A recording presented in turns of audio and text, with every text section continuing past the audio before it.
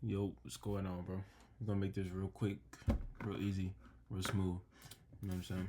So, first pair we're gonna look at on this breakdown is UJ, which I tried to get into a move, or at least I anticipated a move last week on Friday, but it didn't play out. Well, I anticipated the move on Thursday, but price broke all the way down to the downside on Friday, which we did not take part in this move. It did make a temporary move to the upside, but eventually dropped. So overall, we are still within this range. Been in this range since I want to say mid March, March 12th, pretty much, and we're still in here. So right now we're at the area of support. Price did bounce off of that, so we're kind of this intermediate area, which I would definitely not be taking part in. What I would advocate for or recommend is for price to move whether to this area of resistance or back down to the area of support, but take action up here or down here, but not in the middle. That wouldn't be something I would advocate for. Now, based on this scenario right here, we did have a lot of price action and market structure within this area, and it seemed like price was making a higher low in conjunction with this low right here, higher low, and I thought that price was going to skyrocket out of this range. But we did have some FOMC news on Friday, which I believe led to that move. So right now I'm chilling. I'm gonna wait for the ceiling to be hit or price to come back to the floor. I believe it will continue up to the ceiling, and we'll just see what we'll do from there. We also have EJ, which has created this nice little pullback up here after price broke these two highs. I just drew this trend line right here. I had to go back to the trend lines, man. I have been stepping off from the trend lines as well as the moving average. So I had to bring the moving average back as well as the trend lines. Just try to bring everything back.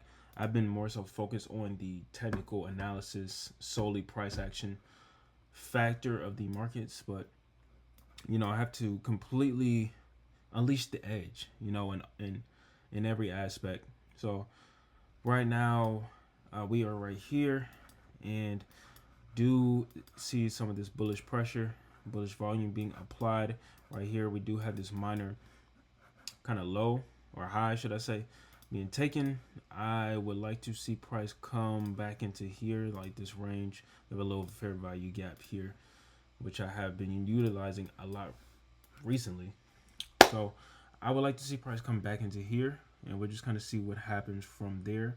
Now, I wouldn't be surprised if price does continue to fall back, potentially even all the way back here, maybe even further, but I wouldn't be surprised if price comes back here to create a double bottom and tries to make a move to the upside from there. But only time will tell, and I would definitely be closely monitoring this move.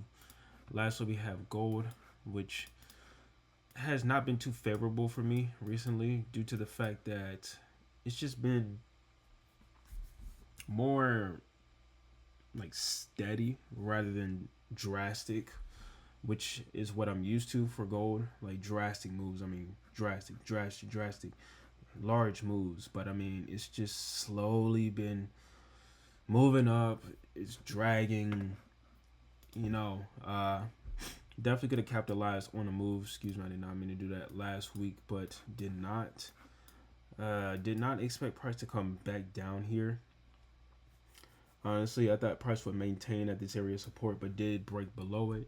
But it's all in coordination with this long-term trend line, which I drew after the fact, which actually looks pretty clean right now.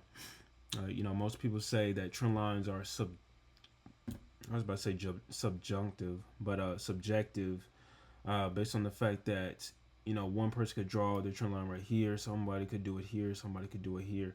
But I mean, it's proven to work wonders for me at least. So I'm going to continue to utilize it and just capitalize off of the tool. So right now we're experiencing a current bounce right here. We've already had a doji, and right now we're having this current bullish live candle.